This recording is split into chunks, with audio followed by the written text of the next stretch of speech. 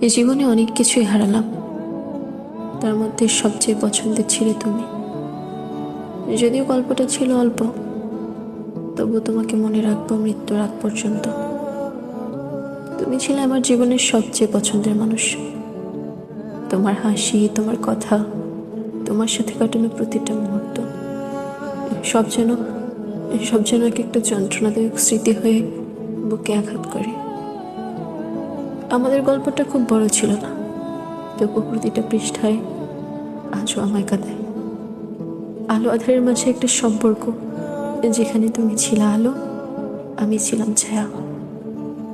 আজ তুমি নেই, তবুও প্রতিদিন তোমায় খুঁজি।